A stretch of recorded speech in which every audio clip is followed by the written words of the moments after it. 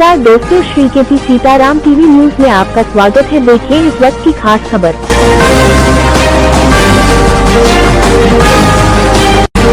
झांसी उत्तर प्रदेश। आज इलाई चौराहे पर राष्ट्रीय लोकदल के प्रदेश प्रवक्ता अंचल अरजरिया के नेतृत्व में राष्ट्रीय लोकदल के पदाधिकारी, कार्यकर्ताओं एवं बुंदेलखंड समृद्धि परिषद के पदाधिकारी ने एनडीए की जीत की खुशी में इलाई चौराहे पर आतिशबाजी कर व मिष्ठान वितरण कर आमजन को वोटर को आभार ज्ञापित किया और इस जीत को सबका साथ सबका विकास, आमजन के विकास की जीत बताया। साथ ही बंटेंगे तो कटेंगे, एक रहेंगे सेफ रहेंगे को जीत का मूल मंत्र बताए। पश्चिमी उत्तर प्रदेश में राष्ट्रीय लोकदल की ताकत के कारण ही एनडीए क्लीन स्वीप किया है। जिस तरह से 9 में से 7 सीटें जीतकर 2027 की जीत की नींव रख दी गई है। आम कार्यकर्ता ऐसी लगन के साथ काम करेगा तो 2027 में निश्चित रूप से 300 प्लस से जीतकर एक नया इतिहास कायम हुआ। जिस तरह से राष्ट्रीय लोकदल के नेतृत्व में कुंदरकी में भाजपा प्रत्याशी रामवीर, जिसमें 65% मुस्लिम आबादी है, और मीरापुर जो मुस्लिम बाहुल्य है, में राष्ट्रीय लोकदल की प्रत्याशी मिथिलेश पाल ने जीत हासिल की है। उससे तय है कि मुस्लिम भी राष्ट्रवाद की विचारधारा से जुड़ रहे हैं और इस देश के लिए सच्चा मुसलमान हर तरह से समर्पित है। महाराष्ट्र में प्रचंड जीत भी ये दिखा रही है कि आने वाला समय राष्ट्रहित में काम करने वाले राष्ट्रभक्त लोगों का है। इस अवसर पर सरदार कुलवंत सिंह, सुरेंद्र यादव, सौरभ बुंदेला, राज जाट, अजय रावत, राकेश भार्गव, आर के दुबे, अर्पित शर्मा, राहुल, मनोज, दीपक वर्मा, अमित, अतुल, प्रतीक, अमित, मोनुई कार्यकर्ता उपस्थित है। प्रदेश प्रवक्ता राष्ट्रीय लोकदल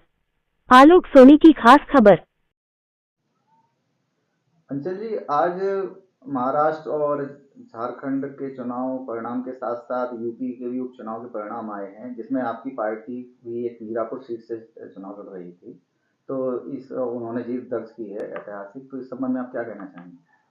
देखिए, उत्तर प्रदेश सहित महाराष्ट्र और झारखंड, इन सभी जगहों पर एनडीए ने बहुत अच्छा किया है और प्रचंड बहुमत के साथ में महाराष्ट्र में सत्ता बनाई है। और साथ ही साथ उत्तर प्रदेश के अंदर भी जो लोकसभा चुनाव के बाद में एक पैटर्न चलाया जा रहा था, एक जो है सेट किया जा रहा था कि अब एनडीए के दिन लद गए हैं, तो वो इस चुनाव ने सिद्ध किया है। इस उपचुनाव ने सिद्ध किया है कि जो सपा की जीत थी या कांग्रेस की जो जीत थी, वो चंद मिनटों का गुस्सा था लोगों का, लेकिन और उनकी अपनी मेहनत नहीं थी, वो कुछ कमियां थी एनडीए की, जिसकी वजह से वो पार्टी उस समय पर लोकसभा चुनाव में जीत गई थी।